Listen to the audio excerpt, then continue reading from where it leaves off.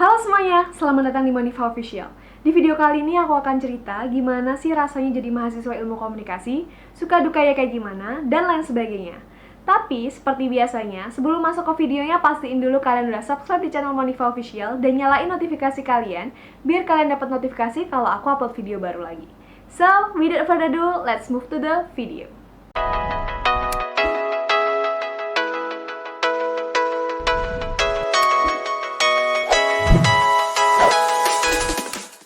Banyak stigma atau opini publik yang udah terlanjur meluas dan menyebar di masyarakat. Banyak orang yang beranggapan ini, beranggapan itu apabila mereka mendengar kata ilmu komunikasi. Ya, memang gak semua stigma atau opini publik itu benar, tapi gak semuanya juga salah. So, karena kebetulan aku adalah mahasiswa ilmu komunikasi, jadi aku akan sedikit cerita gimana sih rasanya jadi mahasiswa ilmu komunikasi, suka dukanya kayak gimana, dan lain sebagainya. Nah, sebelum masuk ke dukanya, sekarang kita akan bahas sukanya dulu jadi mahasiswa ilmu komunikasi. Yang pertama adalah kuliah di ilmu komunikasi itu super duper santai. Jadi kita kuliahnya cuma ngedengerin dosen ceramah, lalu kita diminta untuk presentasi, diminta untuk diskusi, lalu praktikum-praktikum yang mana praktikumnya ini nggak ngebebanin mahasiswa sama sekali menurutku. Praktikumnya ya praktikum fotografi, praktikum bikin video atau produksi media, praktikum jurnalistik, praktikum bikin iklan, dan lain sebagainya yang aku rasa itu super duper santai dan seru.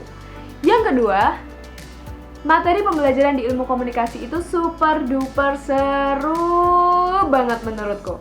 Kenapa bisa gitu? Ya, karena kita di ilmu komunikasi itu banyak diajarin hal-hal baru.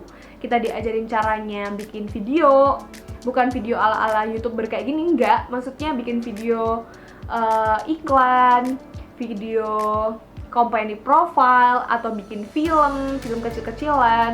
Dan kita juga diajarin banyak hal baru. Misalnya nih, gimana sih proses pembentukan iklan, dari proses pembuatannya, proses syuting, sampai proses iklan itu ditayangkan kepada masyarakat di televisi atau di gadget kalian masing-masing. Terus gimana sistem kerja televisi, sistem kerja radio, dan lain sebagainya kita diajarin di situ. Jadi itu super duper seru dan asik banget.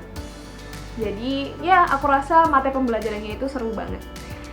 Selain itu, literatur ilmu komunikasi itu mudah banget dicari gitu dan up to date. Kenapa bisa up to date? Karena kebetulan ilmu komunikasi kan ilmu yang terus berkembang ya.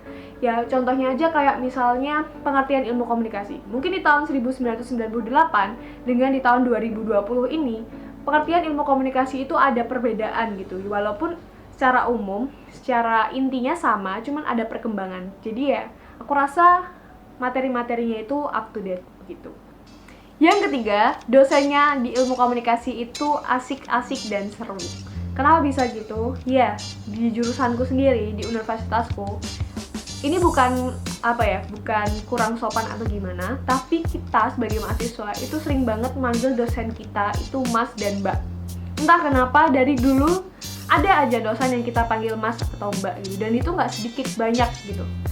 Selain itu, walaupun ada dosen yang bisa dibilang tua, mereka tetap gaul-gaul dan fashionable, rapi. Ya pokoknya mereka mengikuti mahasiswanya lah gitu. Up to date juga gitu tentang informasi-informasi mahasiswanya. Jadi apabila mereka mengajarkan sesuatu materi kepada mahasiswa, itu tuh kita mudah untuk menerima gitu. Jadinya aku rasa enak lah dosen-dosennya dan seru-seru, asik lah pokoknya. Yang keempat, sukanya jadi mahasiswa ilmu komunikasi adalah temennya, mahasiswanya itu fashionable. Mungkin beberapa dari kalian udah pernah dengar kalau mahasiswa ilmu komunikasi itu pakaiannya fashionable, cantik-cantik, ganteng-ganteng, dan itu benar gitu. Ya entah kenapa itu terjadi aja di ilmu komunikasi gitu, walaupun ya nggak semua, tapi aku rasa begitu gitu. Dan aku rasa ketika kita lihat teman kita fashionable, rapi, cantik gitu, kita jadi nggak ngebosenin gitu, nggak bosen ketika lihat mereka gitu. Entah sih, ini menurutku aja. Itu tadi sukanya jadi mahasiswa ilmu komunikasi. Kalau dukanya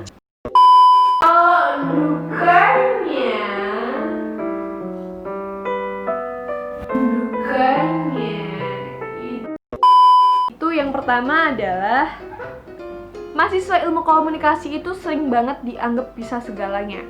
Nih, mahasiswa ilmu komunikasi tuh sering banget dianggap bisa atau pinter ngomong, bisa main kamera, bisa bikin video, bisa ngedit, bisa ngedesain, bisa semuanya lah. Jadi kalau misalnya ada event apapun di rumah atau di keluarga atau di di lingkungan rumah gitu ya, atau di kampus, itu sering banget kamu mahasiswa ilmu komunikasi ya, udah kamu aja yang ngerjain kayak gitu. Jadi kita sering banget dianggap bisa segalanya gitu. Jadi itu menyebalkan banget sih, kayak kan yang lain juga bisa, kenapa harus kita? Aku selalu merasa kayak gitu.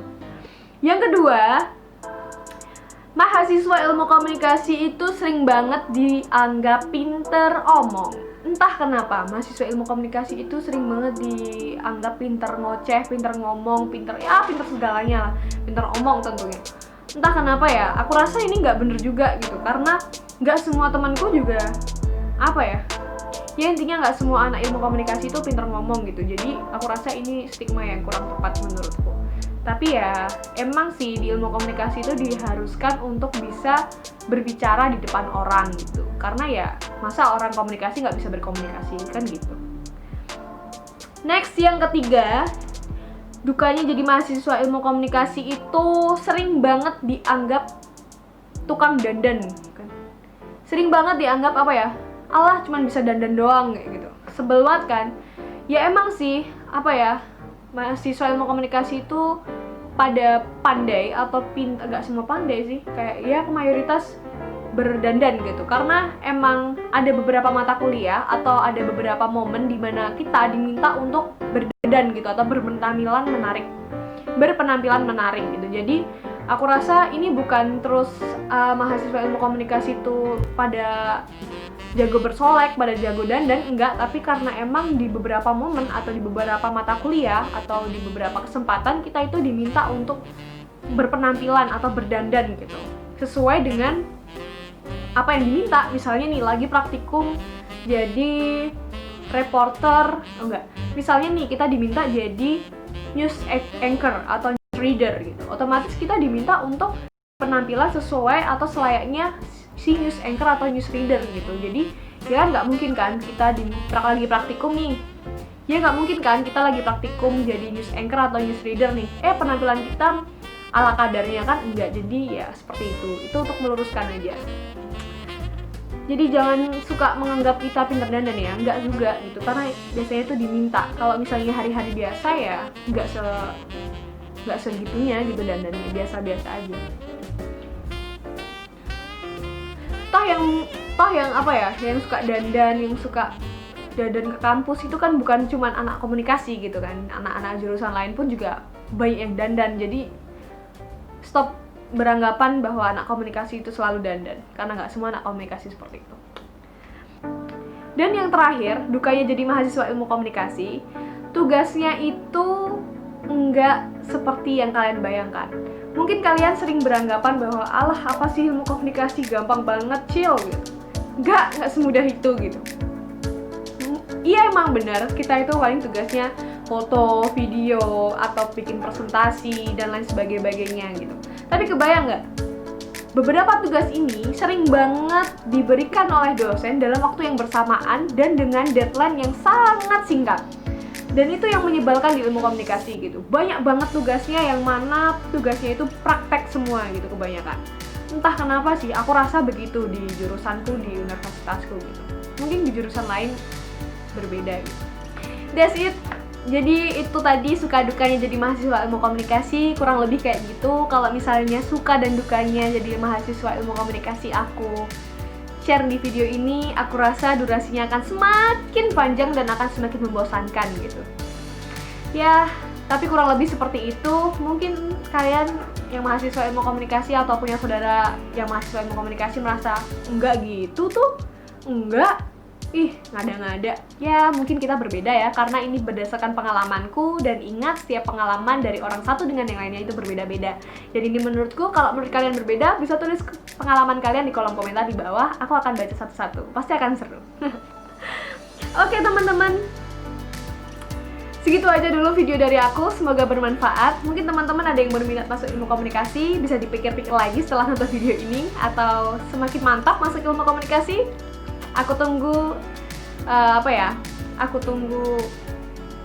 Aku tunggu komentar kalian di kolom komentar. Oke, thanks for watching this video. Jangan lupa subscribe dan like video ini sebanyak-banyaknya. Dan share sebanyak-banyaknya juga ke sosial media yang kalian punya. Sampai jumpa di video selanjutnya. Dadah!